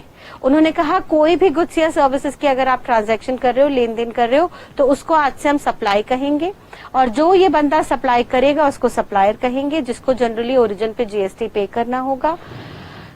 बर्डन इस टैक्स का जाएगा रेसिपिएंट के ऊपर, और GST being a consumption based tax, जिस कंज्यूमर पे बर्डन शिफ्ट हो रहा है उसकी स्टेट गवर्नमेंट को इसका 50% मिलेगा। Therefore, अगर सप्लायर और रेसिपिएंट दोनों एक ही स्टेट में बैठे हुए हैं, यानी उनके बीच का सप्लाई इंट्रा स्टेट है, तो सप्लायर की जिम्मेदारी होगी कि 50-50% जीएसटी पहले ही दो नाम से बांट दे, सीजीएसटी और एसजीएसटी। हावेवर, अगर सप्लायर अलग स्टेट में और रेसिपिएंट अलग स्टेट में है, तो सप्लायर रेसिपिएंट के स्टेट गवर्नमेंट को नहीं एक्नॉलेज कर सकता, उनको पैसा ट्रांसफर नहीं कर सकता। देयरफॉर सप्लायर पूरा का पूरा जीएसटी सेंट्रल को पे कर देगा इन दी नेम ऑफ आईजीएसटी, और फिर सेंट्रल अपना 50% हिस्सा निकाल के रिमेनिंग बैलेंस 50% उस स्टेट गवर्नमेंट को ट्रांसफर कर देगी जहां पे आपका डेस्टिनेशन है, कंजम्पशन है या प्लेस ऑफ सप्लाई है, जिसको हम आगे निकालना सीखेंगे। ठीक है बेटा, तो यहां तक की बात को अगर मैं कंक्लूड करूं तो मैं क्या कह सकती हूं, मैंने कहा जीएसटी ने सारे के सारे प्रीवियस, जनरली सारे के सारे प्रीवियस इनडायरेक्ट टैक्सेस को, ऑलमोस्ट इनडायरेक्ट टैक्सेस को सबस्यूम कर लिया। उसमें उन्होंने, सेंट्रल ने स्टेट को 2 प्रॉमिसेस किए कि सर दोनों आधा आधा पैसा खाएंगे, दोनों 50-50% शेयर करेंगे। दूसरा प्रॉमिस किया कि कल को कोई भी स्टेट को कमी आई तो उसको हम कंपनसेट करके देंगे through compensation cess on luxurious goods.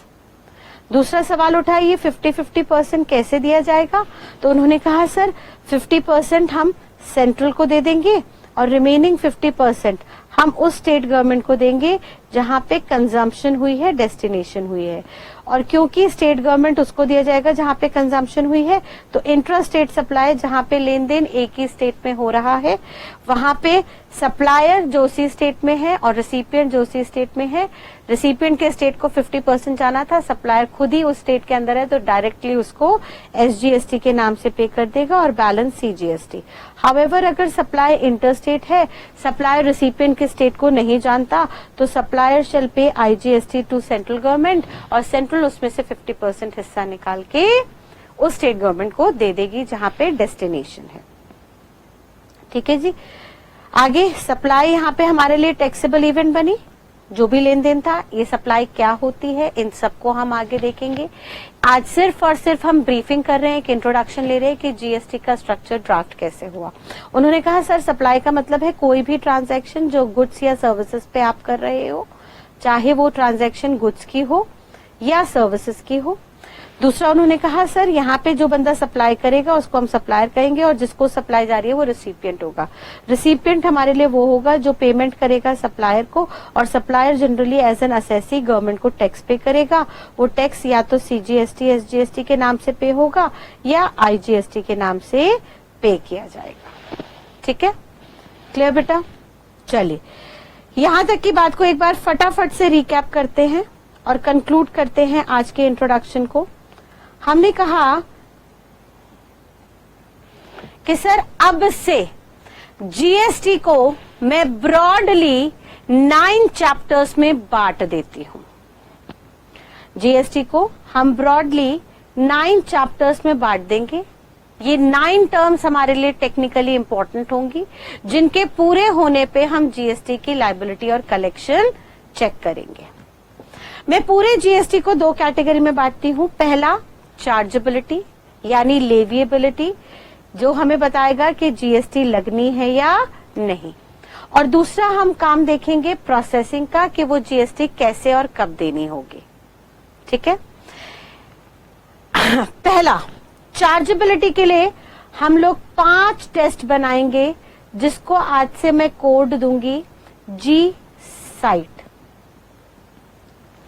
GST की साइट पे जाना पड़ेगा, ये सिर्फ याद करने के लिए, इसका एग्जामिनेशन से कुछ लेना देना नहीं है। हमने कोड क्रिएट किया जी साइट। इस कोड के तहत हम कुछ फॉर्मुलेशंस, कुछ टेस्ट क्रिएट करेंगे। पहला टेस्ट होगा टेस्ट 1। आपको चेक करना होगा whether an activity is covered under the definition of goods और सर्विसेज और नॉट। हम आगे चल के गुड्स और सर्विसेज की डेफिनेशन करेंगे। गुड्स की डेफिनेशन सेक्शन 2 सबसेक्शन 52 के अंदर दी गई है और सर्विसेज की डेफिनेशन सेक्शन 2 सबसेक्शन 102 के अंदर दी गई है। उन्होंने वहां पे कुछ इंक्लूजन्स कुछ एक्सक्लूजन्स बताए हैं जिनको हम नेक्स्ट क्लास से समझना शुरू करेंगे। और उसमें उन्होंने कहा कि सर गुड्स और सर्विस की डेफिनेशन में अगर कोई आइटम नहीं आता तो सर वो जीएसटी के स्कोप से बाहर चला जाएगा। जैसे हम देखेंगे बेटा, अभी मैंने आपको बिगनिंग में बताया था इंट्रोडक्शन में कि अल्कोहल और पेट्रोलियम प्रोडक्ट्स पे जीएसटी चार्ज नहीं हो रहा, तो सर वो गुड्स और सर्विसेज की डेफिनेशन से बाहर है, वो इसके अंदर टैक्सेबल ही नहीं हो रहा, कवर ही नहीं हो रहा, देयरफॉर उसकी बिक्री भी हो जाए तब भी कोई जीएसटी नहीं लग सकता। लेकिन अगर कोई आइटम गुड्स और सर्विसेज की डेफिनेशन में आ जाता है तो अभी ये कहना मुश्किल है कि जीएसटी लगेगा या नहीं। अभी तो आपको दूसरे टेस्ट पे जाना पड़ेगा, जो दूसरा टेस्ट कहेगा कि whether there is an supply of them or not. Supply का मतलब अभी हमने एक रफ आइडिया लिया, लेन देन, ट्रांजैक्शन होना, ठीक है, मैन्युफैक्चर करके बेचना या खरीद के बेचना या कोई सर्विसेज देना। इसको हम बहुत डिटेल में आगे सेक्शन 7 और 8 में पढ़ेंगे। ये सेक्शन 7 और 8 सीजीएसटी एक्ट का होगा, which shall be treated as mother act of GST. मैं नेक्स्ट क्लास में कॉन्स्टिट्यूशनल पावर समझाते वक्त आपको बताऊंगी डिफरेंट जीएसटी के अंदर लॉ बने, सीजीएसटी, आईजीएसटी, एसजीएसटी। आपको एकेडमिकली सीजीएसटी और आईजीएसटी लेना है, बाकी एसजीएसटी हर स्टेट का अलग अलग है, जिसके नॉर्मल प्रोविजंस ऑलमोस्ट सेम है, but as an academic professional student we have to go through CGST and IGST act. तो सीजीएसटी एक्ट का एक सेक्शन 7 और 8 है जो सप्लाई की ट्रीटमेंट हमें बताएगा कि सप्लाई क्या होता है। इसको हम आगे चल के नेक्स्ट चैप्टर में पढ़ेंगे।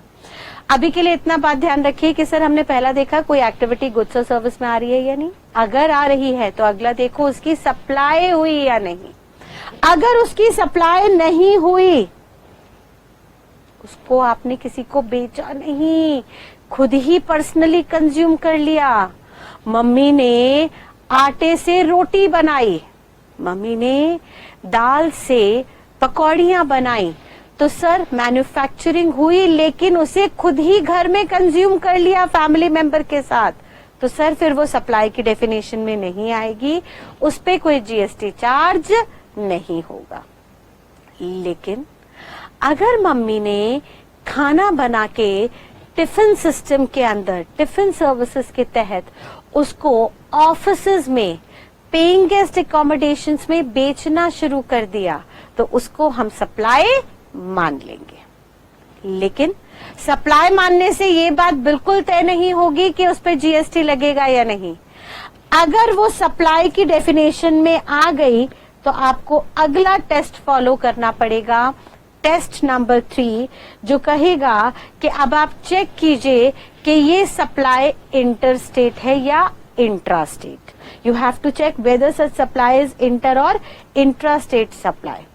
और इस इंटर और इंट्रा को हम आईजीएसटी एक्ट के सेक्शंस में पढ़ेंगे, जहां पे मैं आपको सेक्शन 7 से लेके सेक्शन 13 तक पढ़ाऊंगी।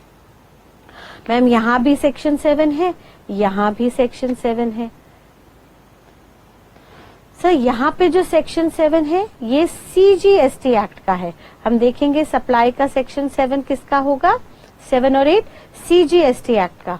लेकिन इंटर है या इंट्रा, इसके लिए हम डेस्टिनेशन निकालना सीखेंगे। डेस्टिनेशन को हम प्लेस ऑफ सप्लाई कहेंगे और वो प्लेस ऑफ सप्लाई हमें सेक्शन 7 से 13 तक बताई जाएगी of IGST act. IGST act में हम इंटर इंट्रा के सेक्शंस को कवर करेंगे आगे आने वाली क्लासेस में। फिर नेक्स्ट टेस्ट होगा, आपको ये चेक करना होगा whether such supply is made by taxable person or not. और ये टैक्सेबल पर्सन कौन होगा, इसको हम सेक्शन 22 और 24 ऑफ सीजीएसटी एक्ट, जीएसटी के अंदर हम जितने भी सेक्शंस पढ़ेंगे वो सीजीएसटी एक्ट के होंगे, एक्सेप्ट इंटर इंट्रा के प्रोविजंस को छोड़ के। इंटर इंट्रा में प्लेस ऑफ सप्लाई के लिए हम आईजीएसटी को रेफर करेंगे। उसका भी कारण है कॉन्स्टिट्यूशन के अंदर, जिसको हम नेक्स्ट क्लास में कवर करेंगे। ऑल्दो उसके अलावा बाकी जितने भी प्रोविजंस होंगे वो मेनली सीजीएसटी से उठाए जाएंगे, which shall be known as Mother Act of GST. अब फोर्थ टेस्ट कह रहा है कि सर चेक करो ये जो इंटर या इंट्रास्टेट सप्लाई ऑफ गुड्स और सर्विसेज है ये किसी टैक्सेबल पर्सन के द्वारा हो रही है या नहीं। अब ये टैक्सेबल पर्सन कौन होते हैं इनको हम आगे देखेंगे। लॉ मेकर कहता है टैक्सेबल पर्सन वो है जिसने जीएसटी में अपना रजिस्ट्रेशन कराया है। हर वो बंदा जो जीएसटी के अंदर रजिस्टर्ड हुआ है वो हमारे लिए टैक्सेबल पर्सन है। और रजिस्ट्रेशन किस किस को कराना है इसके लिए हम सेक्शन 22, 23, 24 आगे पढ़ेंगे। जैसे वहां सेक्शन 22 में बोला गया था कि सर किसी का भी एनुअल टर्नओवर, सालाना टर्नओवर 20 लाख से ऊपर है तो रजिस्ट्रेशन करा ले। और इस 20 लाख की लिमिट को अमेंड कर दिया गया ओवर द पीरियड। उन्होंने कहा सर अब अगर किसी का एनुअल टर्नओवर, सालाना टर्नओवर 40 लाख से ऊपर है, पहले वो कह रहा था अगर किसी का एनुअल टर्नओवर 20 लाख से ऊपर है, एक्सीड कर रहा है तो रजिस्ट्रेशन करा लीजिए। अब वो कह रहा है किसी का टर्नओवर 40 लाख से ऊपर चला गया, एग्जैक्ट 40 लाख की बात नहीं कर रहे, उससे ऊपर चला गया, एक्सीड कर गया, तो सर जिस दिन एक्सीड किया उसके 30 दिन के अंदर आपको रजिस्ट्रेशन कराना पड़ेगा अंडर अ प्रॉपर प्रोसीजर। और रजिस्ट्रेशन कराते ही आप टैक्सेबल पर्सन हो जाओगे। अगर आप टैक्सेबल पर्सन हो तो ही आप पे जीएसटी लगेगा, अदरवाइज नहीं। फॉर एग्जाम्पल सर एक छोटी सी दुकान है, वो दुकानदार चॉकलेट बेचता है और उसका टर्नओवर थ्रेशहोल्ड लिमिट से नीचे है जो सेक्शन 22 में बताई गई है। वो चाहे पहले 20 लाख या अब 40 लाख है, उस थ्रेशहोल्ड लिमिट से नीचे का उसकी सालाना टर्नओवर है और वो चॉकलेट बेच रहा है। चॉकलेट गुड्स है, बेच रहा है, सप्लाई है, वो सेम ही स्टेट में बायर को बेच रहा है, इंट्रा स्टेट सप्लाई है। लेकिन सर वो दुकानदार जीएसटी में रजिस्टर्ड नहीं है because is turnover is less than the threshold limit. Therefore GST में रजिस्ट्रेशन ना होने की वजह से वो टैक्सेबल पर्सन नहीं है। और क्योंकि वो टैक्सेबल पर्सन नहीं है तो उस दुकानदार को चॉकलेट बेचने पे कोई जीएसटी पे नहीं करनी। लेकिन अगर यही चॉकलेट बिग बाजार के मॉल से बिकती, जहां पर बिग बाजार का एनुअल टर्नओवर थ्रेशहोल्ड लिमिट से ऊपर है, ये टर्नओवर कैसे निकालते हैं, क्या क्या लिमिट्स होती हैं, इनको हम नेक्स्ट क्लास में प्रोसीड करेंगे कॉन्स्टिट्यूशन के बाद। बट अभी के लिए सिर्फ इतना ध्यान रख लीजिए कि अगर उस लिमिट से आप ऊपर चले गए तो आपको रजिस्ट्रेशन कराना पड़ेगा। और क्योंकि आप रजिस्टर्ड हो तो आप टैक्सेबल पर्सन माने जाओगे। और क्योंकि आप टैक्सेबल पर्सन हो देयरफॉर आपको जीएसटी देना पड़ेगा on that sale of chocolate. Chocolate is a goods, sale is a supply, और वो सप्लाई हो रही है इंट्रा स्टेट में, सेम स्टेट में, by taxable person who is registered under GST. तो अब जीएसटी देनी है या नहीं, इसके लिए आपको 5वां टेस्ट अप्लाई करना होगा। अगर आप टैक्सेबल पर्सन नहीं हो तो जीएसटी नहीं लगनी, लेकिन अगर आप टैक्सेबल पर्सन हो तो नेक्स्ट टेस्ट आपको लगाना होगा, जहां पे आपको चेक करना होगा that whether they are being covered under any exemption or not. आपको चेक करना होगा कि जो सप्लाई आप कर रहे हो वो किसी एग्जेम्पशन में कवर हो रही है या नहीं। सरकार ने कुछ नोटिफिकेशंस दी, नोटिफिकेशन नंबर 12/2017 और नोटिफिकेशन नंबर 2/2017। इनमें कुछ गुड्स और सर्विसेज को एग्जेम्प्ट किया गया। 2/2017 में गुड्स की लिस्ट दी गई, 12/2017 में सर्विसेज की लिस्ट दी गई, और भी कुछ एडिशनल नोटिफिकेशंस डाली गई और कहा कि यहाँ पे जो हम स्पेसिफाइड गुड्स और सर्विसेज को एग्जेम्प्ट कर रहे हैं, इनकी भले ही सप्लाई भी क्यों ना हो, ये भले ही गुड्स की डेफिनेशन में क्यों ना आ रहे हो, इनकी सप्लाई भले ही किसी टैक्सेबल पर्सन के द्वारा हो या ना हो, इन पे हम कभी भी जीएसटी चार्ज नहीं करेंगे। यानी अगर आपकी सप्लाई किसी भी एग्जेम्पशन के अंदर कवर हो गई तो जीएसटी नहीं लगेगा, लेकिन अगर वो एग्जेम्पशन के अंदर कवर नहीं हुई then finally you can say that GST shall be chargeable. यानी आपका टेस्ट 5 फॉर्मूलेज से होके गुजरेगा और उन फॉर्मूलेज को हमने कोड दिया जी साइड। जी से सबसे पहले आप देखेंगे वो गुड्स और सर्विसेज की डेफिनेशन में आ रहा है या नहीं। फिर आप एस से देखेंगे उसका सप्लाई हुआ या नहीं। अगर कोई आइटम गुड्स की सर्विस में नहीं आया था, गुड्स सर्विस की डेफिनेशन में नहीं आया था, सप्लाई नहीं, जीएसटी नहीं लगेगा। अगर आया था तो एस से देखना सप्लाई हुआ या नहीं। अगर सप्लाई नहीं हुआ तो जीएसटी नहीं लगेगा। अगर सप्लाई हुआ तो फिर आई से देखना वो इंटर है या इंट्रा। इंट्रा देखने की जरूरत क्यों है बेटा? क्योंकि हमें ये तय करना है, अगर इंट्रा है तो सीजीएसटी एसजीएसटी लगेगा, और अगर इंटर है तो आईजीएसटी लगेगा। फिर जीएसआई, फिर टी से आपको देखना है वो सप्लाई किसी टैक्सेबल पर्सन के द्वारा हुई या नहीं जो जीएसटी में रजिस्टर्ड है। अगर टैक्सेबल पर्सन द्वारा नहीं हुई तो जीएसटी नहीं लगेगा। अगर हुई तो अगला टेस्ट आपको ई से देखना होगा वो किसी एग्जेम्पशन में आ रहा है या नहीं। अगर वो सप्लाई किसी एग्जेम्पशन के अंदर कवर हुई तो जीएसटी नहीं लगेगा। अगर वो एग्जेम्पशन में कवर नहीं हुई then GST shall be chargeable. ठीक है। फाइनली अब अगर जीएसटी लग रहा है, अगर जीएसटी लग रहा है तो आप नेक्स्ट प्रोसेस पे आएंगे, यानी अगर लेविएबिलिटी हो गई तो आपको प्रोसेस पर आना है। और प्रोसेस में हमने अगले 4 क्वेश्चंस बनाए। पहला क्वेश्चन कहेगा जीएसटी कितने अमाउंट पे दे, on what amount GST shall be chargeable. वो अमाउंट जिस पे जीएसटी लगेगा, यानी जीएसटी निकालने के लिए हमें 2 चीजों की जरूरत होगी। एक तो होगा टैक्सेबल वैल्यू और रेट। वो अमाउंट जिस पे जीएसटी निकालेंगे रेट से मल्टीप्लाई करके, उस अमाउंट को हम टैक्सेबल वैल्यू कहेंगे। और ये टैक्सेबल वैल्यू निकालना हम सीखेंगे section 15 of CGST act read with valuation rules.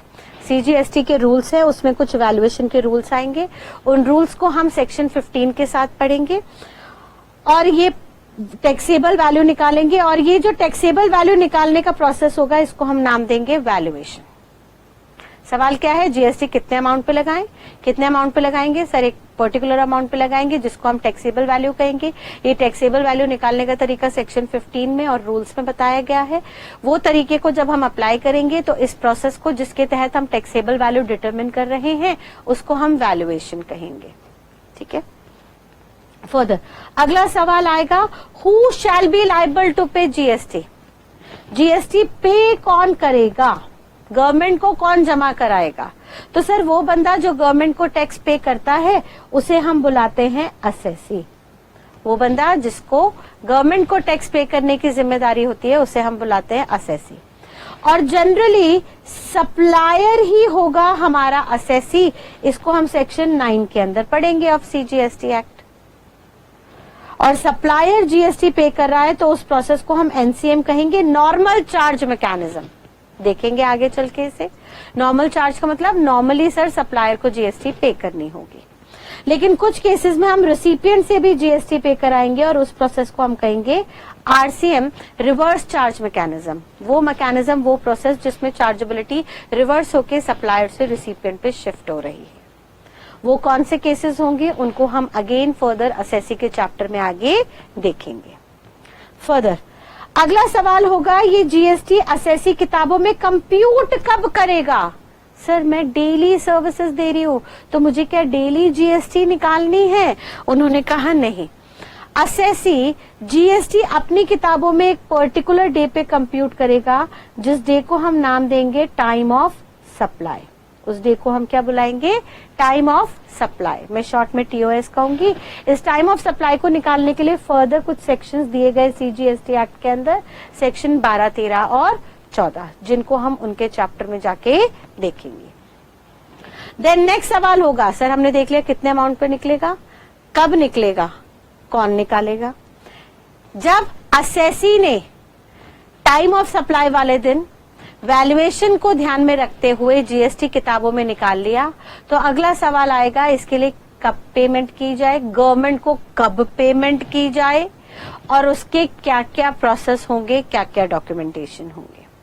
तो इसके लिए हमने कुछ मिसलेनियस टॉपिक्स क्रिएट कर दिए जिनका हमने फॉर्मूला बनाया IIM RRRR IIM 4 times R। पहले आई में हम देखेंगे इनवॉइसेस। सर जीएसटी में कुछ इनवॉइसेस, कुछ डॉक्यूमेंट्स इश्यू करने होंगे। Further ITC input tax credit, उस इनवॉइस के बेसिस पे पीछे दिए गए टैक्स का हम आपको आगे क्रेडिट अलाउ कर देंगे, कैसे होगा सब देखेंगे। तीसरा मैनर ऑफ पेमेंट, जो पेमेंट जाएगी उसको आपको कैसे लेजर्स के द्वारा e cash, e credit, e liability में पे करना होगा, that will see later. Then registration, or say registration, assessee को कब कब और किस प्रोसेस के थ्रू, कौन से डॉक्यूमेंट्स के थ्रू रजिस्ट्रेशन कराना है। देन नेक्स्ट रिकॉर्ड्स, असेसी को कौन कौन सी किताबें मेंटेन करनी है जीएसटी के लिए। देन नेक्स्ट आर से रिटर्न्स, उसको क्या क्या रिटर्न्स, क्या क्या स्टेटमेंट्स बना के गवर्नमेंट को देनी है, जिसके बेसिस पे गवर्नमेंट चेक कर सके कि जो भी आपने जीएसटी पे किया है, जो भी क्रेडिट आपने यूटिलाइज किया है वो सही है या नहीं। एंड देन लास्ट में हम आर से देखेंगे रिफंड। भाई अगर कभी किसी असेसी ने ज्यादा जीएसटी पे कर दिया तो उसको हम उसका पैसा रिफंड भी कर सकते हैं इफ एनी, ठीक है। और इस पूरे प्रोसेस का मैं कोड बना दूंगी, वैट आई। ये सिर्फ कोडिंग है आपको याद करने के लिए, इसका लॉ से कुछ लेना देना नहीं है। यानी मैंने जीएसटी को खाली मात्र 9 शब्दों में कन्वर्ट कर दिया। पहला वर्ड होगा जी साइट, दूसरा वर्ड होगा वैट आई। जी साइट वैट आई मैं कोड बोलूंगी और इनके अकॉर्डिंगली हम इनके रिस्पेक्टिव चैप्टर्स में जाके इनका डिटेल एनालिसिस करके पूरे जीएसटी को समझेंगे। एक बार यहां तक की बात क्विकली रिकैप करते हैं। हमने कहा बेटा जीएसटी क्यों लगाया गया, सेंट्रल ने स्टेट को कहा एक ही टैक्स कर देते हैं, जब सारी एक्टिविटीज पे एक टैक्स लगेगा तो कुछ क्रेडिट बेनिफिट वगैरह मिलेंगे, उसका एंटिसिपेशन हम आगे चल के करेंगे। लेकिन सेंट्रल ने भी अपने कुछ टैक्सेस त्यागे, excise, service tax and all, और स्टेट ने भी अपने कुछ टैक्सेस त्यागे like central sales tax, value added tax. सब टैक्सेस को एक जगह कन्वर्ट करके एक टैक्स क्रिएट कर दिया गया जीएसटी के नाम से, जिसको सरकार ने बोला सेंट्रल और स्टेट दोनों आधा आधा 50-50% शेयर करेंगे। स्टेट गवर्नमेंट वो 50% शेयर करेगी जहां पे कंज्यूमर लोकेटेड है, डेस्टिनेशन है, बिकॉज जीएसटी का बेसिक फंडा है that it is a destination based consumption tax. और लॉजिकली भी सही है भैया, कंज्यूमर जिस स्टेट में बैठा है बर्डन उस पर शिफ्ट है, देयरफॉर उसकी कमाई का हिस्सा उसकी सरकार को मिलना चाहिए जिस सरकार ने उसको इस काबिल किया है पैसे खर्च करने के। नेक्स्ट, सेंट्रल ने स्टेट को 2 वादे किए कि सर हम 50-50% सारा जीएसटी शेयर करेंगे, और दूसरा कल को कभी भी जीएसटी आने की वजह से आपके रेवेन्यू में कुछ कमी आई तो हम उसको कंपनसेट करेंगे through compensation cess which shall be chargeable on luxurious goods. Third, state ने सेंट्रल से पूछा कि बताइए ये जो जीएसटी आप 50% कौन सी स्टेट गवर्नमेंट के साथ शेयर करेंगे, तो उन्होंने कहा ऑब्वियसली जहां पे कंज्यूमर बैठा है। तो टेक्निकली उन्होंने सारे आइटम्स को 2 एक्टिविटीज में कन्वर्ट कर दिया। उन्होंने कहा कुछ भी खरीद बेच होगा, कोई भी सर्विसेज प्रोवाइड होंगी या तो इंट्रा स्टेट लेवल पे होंगी या इंटर स्टेट पे, बट हमने यहाँ पे खरीद बेच को या सर्विसेज देने को सबको एक कॉमन नाम दे दिया, सप्लाई। हमने कहा आप गुड्स बना के बेचो या गुड्स खरीद के बेचो या सर्विसेज दो, सबके लिए एक कॉमन टर्म रहेगी सप्लाई। जो सप्लाई करेगा वो सप्लायर और जिसको सप्लाई की जाएगी वो रिसिपिएंट जिसने पेमेंट की। जनरली सप्लायर को टैक्स पे करना होगा बट बर्डन जाएगा रिसिपिएंट पे, देयरफॉर रिसिपिएंट जहां का है उस स्टेट गवर्नमेंट के साथ ये बटेगा। देयरफॉर सप्लाई को 2 एक्टिविटी में ट्रांसफर किया, इंट्रा स्टेट सप्लाई और inter state supply. Intra state supply में उन्होंने कहा सर जीएसटी हमेशा 2 नाम से आधी आधी पहले ही बढ़ जाएगी, सीजीएसटी और एसजीएसटी नाम से, बिकॉज सप्लायर भी वहीं का है, बायर भी वहीं का है, रिसिपिएंट भी वहीं का है। तो सप्लायर को बोल दिया आप डायरेक्टली 50% अपनी स्टेट गवर्नमेंट को दे दो। लेकिन अगर इंटर स्टेट सप्लाई है, सप्लायर एक स्टेट में है और रिसिपिएंट दूसरे स्टेट में है, तो सप्लायर को कहा आप पूरा का पूरा जीएसटी सेंट्रल गवर्नमेंट को पे करो इन the name of IGST, and फिर सेंट्रल की जिम्मेदारी होगी कि उसका 50% निकाल के रिमेनिंग उस 50% को उस स्टेट गवर्नमेंट को दे जहां पे एंड यूजर बेस्ड है, जहां पे डेस्टिनेशन है, जहां पे प्लेस ऑफ सप्लाई है। देखेंगे ये सब कैसे निकलेगा। फर्दर लास्टली हमने एक कैटेगरी बना दी कि सर इन सप्लाईज पे जीएसटी वगैरह लगेगी, बट वो कैसे लगाएंगे, उसका क्या प्रोसीजर होगा, उसके लिए हमने 9 टेस्ट बना लिए। हमने 2 कैटेगरी में उन 9 टेस्ट को बांटा। पहले 5 टेस्ट हम ले गए चार्जेबिलिटी में। चार्जेबिलिटी में वो हमें पहले 5 टेस्ट बताएगा, भाई साहब जब ये पांचों के पांचों टेस्ट सेटिस्फाई हो जाए तब आप जीएसटी लगाना। एंड देन अगले 4 क्वेश्चंस के अंदर, 4 चैप्टर्स के अंदर देखेंगे कि अगर जीएसटी लग गया है तो वो गवर्नमेंट तक पे कैसे होगा। पहले 5 चार्जेबिलिटी के लिए हमने कोड बनाए जी साइट। जी से हमने सबसे पहले देखा, चेक करो जो भी एक्टिविटी ट्रांजैक्शन में आ रही है वो गुड्स और सर्विसेज की डेफिनेशन में है या नहीं। अगर गुड्स और सर्विसेज में कवर नहीं हो रही तो जीएसटी लगाने का मतलब ही पैदा नहीं होता, फिर चाहे उसकी सप्लाई होती रहे बाय टैक्सेबल पर्सन। लेकिन अगर वो गुड्स और सर्विसेज की डेफिनेशन में है तो अगला एस से टेस्ट करना कि उसकी सप्लाई हुई या नहीं। सप्लाई हुई तो आई से फिर आप देखेंगे वो सप्लाई इंटर है या intra, so as to determine हम सीजीएसटी एसजीएसटी लगाएं या आईजीएसटी लगाएं। एंड देन फिर आई के बाद टी से हम देखेंगे वो सप्लाई टैक्सेबल पर्सन द्वारा हुई या नहीं, जो रजिस्टर्ड है जीएसटी के अंदर। अगर रजिस्टर्ड नहीं है तो जीएसटी लगने का मतलब नहीं होता, बट अगर रजिस्टर्ड है तो फिर लास्ट ई से आपको देखना है वो किसी एग्जेम्पशन में तो नहीं आ रहा। अगर किसी एग्जेम्पशन में नहीं आ रहा जो सरकार ने नोटिफाई की है तो ही जीएसटी लगेगा। और अगर जीएसटी लगेगा तो अगले 4 सवाल हैं, कितने वैल्यू पे लगेगा उसको हम वी से वैल्यूएशन के अंदर देखेंगे। वैट आई में वी से हो गया वैल्यूएशन, ठीक है। देन उसके बाद ए, वैट आई का ए हमें बताएगा असेसी, जो हमें समझाएगा कि ये जो वैल्यू पे जीएसटी निकाला है उसको गवर्नमेंट को पे किसको करना है। फिर वैट का टी से हम देखेंगे कि असेसी को अपनी जीएसटी की किताबों में जीएसटी कंप्यूट किस दिन करना है, वो एक पर्टिकुलर दिन होगा जिसको हम कहेंगे time of supply. And finally I से हमने 7 सब टॉपिक्स बना लिए, I M and 4 times R, जिसमें पहले आई से हम देखेंगे कि असेसी को इनवॉइस इश्यूज करनी होगी, उस इनवॉइस के बेसिस पे वो इनपुट टैक्स क्रेडिट ले सकता है। हमने लास्ट में सब टॉपिक फर्दर बना दिए 7 sub topics, I M 4 times R. पहले आई से हमने देखा सर इनवॉइसेस इश्यू होनी जरूरी है, दूसरे आई से देखा इनवॉइसेस के बेसिस पे हम आईटीसी लेंगे, इनपुट टैक्स क्रेडिट। फिर हमने एम से देखा मैनर ऑफ पेमेंट, वो पेमेंट कैसे जाएगी। एंड देन फर्दर 4 आर से हमने सबसे पहले देखा कि असेसी जो भी लायबल होगा उसको रजिस्ट्रेशन कराना होगा, उसका एक प्रोसेस होगा। फिर दूसरे आर से हम देखेंगे कि भाई साहब उसको रिकॉर्ड्स वगैरह किताबें बनानी पड़ेंगी कुछ तरीकों में। फिर हम तीसरे आर से देखेंगे उस असेसी का कुछ रिटर्न्स वगैरह मंथली, क्वार्टरली, एनुअली बेसिस पे फाइल करनी होगी।